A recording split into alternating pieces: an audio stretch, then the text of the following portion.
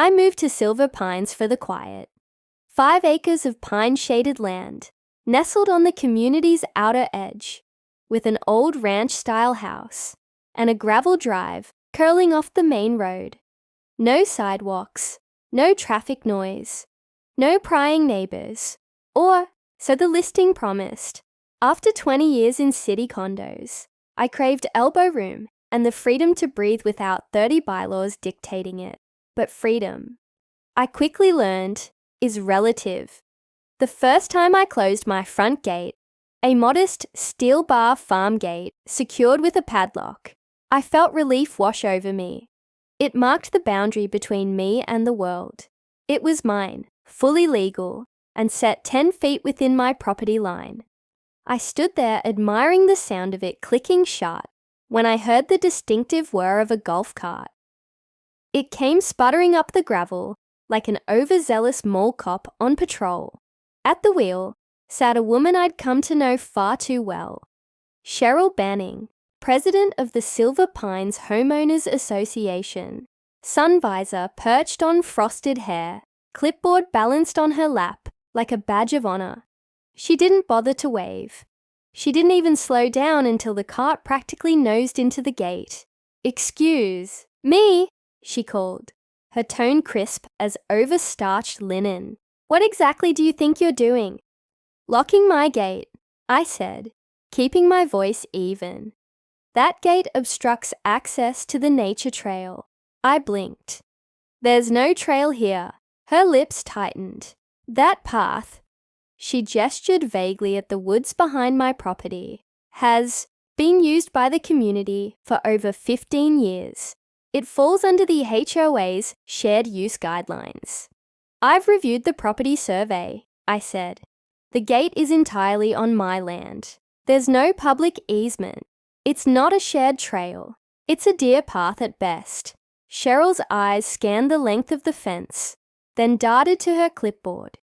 Section 3B of the Silver Pines Covenant clearly states that fences and gates visible from common roads must match community standards. Yours doesn't. I had already read the HOA documents, twice.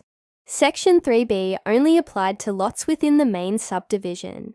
My parcel, while technically part of the HOA's extended territory, had been grandfathered in from before the rules were written. No shared sidewalks, no manicured lawns, no architectural conformity clause. I was the exception they'd overlooked when drawing their perfect little boundaries.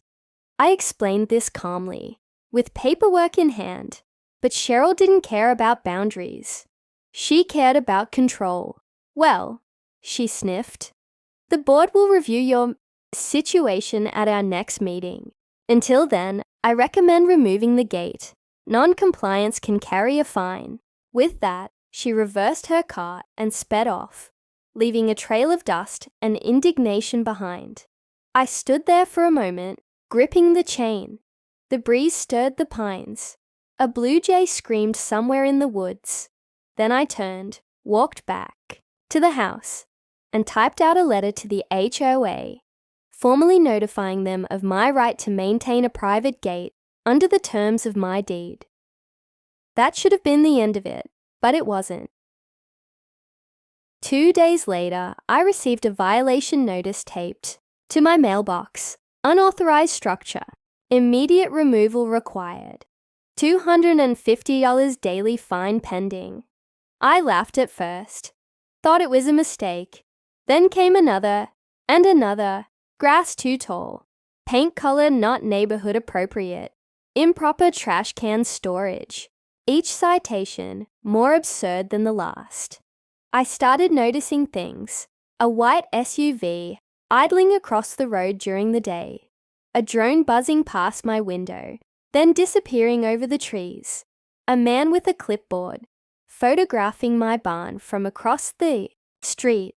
It wasn't about the gate anymore. Cheryl had declared war. I didn't know then how far she'd go to win, or how far I'd be willing to go to stop her. But standing on my porch that evening, watching the sun dip behind the ridge, I felt something settle inside me. Something patient, Determined. She wanted a battle over boundaries. Fine. She had no idea how many of hers I was about to cross. The violations came faster than junk mail. By the end of the week, I had 7 notices stacked neatly on my kitchen table, each one more ridiculous than the last. The grass was exactly 3.5 inches tall. I'd measured it myself. The trash bins were inside my garage. And the so-called unauthorized structure they cited, a bird feeder. Cheryl wasn't enforcing rules. She was weaponizing them, but she underestimated my patience. I'd spent years negotiating contracts and navigating bureaucracies in my former life as a commercial property manager. If she wanted to fight on paper, I was more than qualified to turn every page into a battlefield. I started documenting everything: dates, times, photographs, video footage. I recorded every HOA notice and every drive-by from her little surveillance brigade. I filed a formal response to each violation with citations from the HOA charter and property law.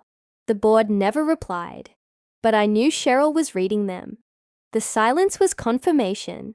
She didn't want dialogue. She wanted submission, so I gave her the opposite. I hired a surveyor, licensed, professional, precise. We walked every inch of my 5 acres. He confirmed, in writing, that my fence, my gate, and every so-called violation occurred well within my legal boundaries. I had it notarized and sent a copy to the board. I didn't expect it to change Cheryl's mind. I just wanted her to know that every move she made was being countered with facts and force. That's when things turned from petty to hostile. One morning, I found deep tire tracks in the gravel leading straight to my gate. The chain had been cut clean through, bolt cutters probably. The gate lay twisted on the ground, its hinges ripped out of the post. No note, no witnesses, just a clear message. Cheryl wanted access, and now she was done pretending. I filed a police report, but without witnesses or video of the vandalism, there wasn't much they could do. The officer took down my statement and nodded sympathetically. HOA trouble, he asked. President? Herself, he smirked. We get a lot of calls from Silver Pines. That lady thinks she's mayor. I rebuilt the gate the next day. Heavier, reinforced, with a keypad lock. The kind you see on ranches out west. It swung shut with a satisfying thud. The message was clear. This wasn't a shared path. It was my land, and she wasn't welcome. 2 days later, Cheryl showed up in person. Not in her golf cart this time, but in a spotless white SUV. She parked just beyond the fence line, stepped out in heels far too fancy for gravel, and glared at the gate like it had insulted her family. I walked out to meet her. That gate, she said, pointing with her clipboard, is a hazard. Emergency services won't have access. They have the code, I said. I registered it with the county and with local fire dispatch. Her eyes flicked, just briefly, with irritation. I could tell she hadn't expected that. And what? About your fencing. It encloses a section of HOA designated wildlife corridor. There is no wildlife corridor. I replied calmly. That language was proposed in a draft covenant 5 years ago. It was never ratified. I have the minutes. From that meeting, she stiffened. You're making this difficult. No, I said. I'm making it legal. Her jaw clenched so tight, I could see the muscles twitch. Without another word, she turned on her heel, climbed into her SUV, and sped off. I knew, then, Cheryl wasn't used to resistance. The HOA board bowed to her. The residents deferred, but I didn't play by fear or social pressure. I played by facts, and the one fact she couldn't stomach, she had no real power over me. But power-hungry people don't take kindly to limits. That week, the HOA called an emergency meeting to vote on revised enforcement protocols. I wasn't invited, but a neighbor slipped me a copy of the agenda. One item stood out like a flashing red light: motion to allow aerial inspections and fines for obstruction of shared view corridors. They were planning to spy, to justify it with policy. It was a turning point. I could keep reacting, or I could start playing offense. And by the time Cheryl tried to fly over my land with her drone again, she had no idea just how high I'd already flown over her head. I learned long ago that some battles aren't won by force. They're won by patience and leverage. While Cheryl spent her days sniffing for imagined infractions and drafting resolutions about aesthetic harmony, I had been quietly researching Silver Pine's bylaws, zoning records, and, most importantly, its parcels. The community might have been run like a petty kingdom, but it was still governed by county and real estate law. And like most HOAs, Silver Pines wasn't as ironclad as it liked to pretend. It started with a name, Lot 72. I found it in the county's online assessor database, a modest half-acre at the far edge of the community, tucked between a drainage, easement, and a bluff overlooking a dried creek bed. What caught my attention wasn't the size. It was the owner, Cheryl Banning, sole proprietor, no mortgage. I stared at the screen, stunned. Cheryl owned property separate from her residence, and it just so happened that Lot 72 sat adjacent to the community clubhouse, Silver Pine's so-called crown jewel. But ownership has its price. Lot 72 had fallen into delinquent tax status 3 months earlier. Cheryl either didn't notice or didn't think anyone else would. The county had already filed notice of default. The auction was scheduled for the following week. It was my opportunity, not just to fight back, but to change the game entirely. I went quiet. No more letters to the HOA. No responses to violations. I rebuilt my gate again, but didn't mention it. Let them think I'd retreated. Meanwhile, I called a real estate attorney and made sure every document was airtight. On auction day, I showed up at the county office, check in hand, and walked out 30 minutes later as the new legal owner of Lot 72. It wasn't revenge. It was chess the moment the deed was recorded. I filed a utility hold on the lot and submitted a zoning reclassification request. Nothing dramatic, just enough to trigger administrative flags. I also put up a modest fence and posted a sign, private property, future site, Mountain Ridge storage. Technically true. I hadn't decided what I'd do with the land yet, but storage was one of the few uses the HOA couldn't veto outright. 3 days passed. Then came the knock. Cheryl stood on my front porch, eyes wild, lips pressed so thin they were nearly invisible. She didn't bother with pleasantries. You bought my lot.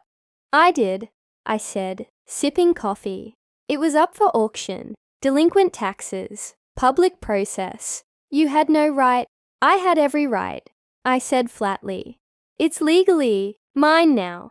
Recorded, registered, and already in early permitting stages. She trembled, hands clenched at her sides.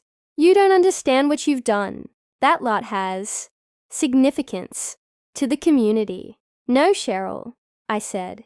It had significance to you because you used it to claim voting power over the clubhouse parcel. But without Lot 72, your voting block drops under the threshold required to pass board amendments.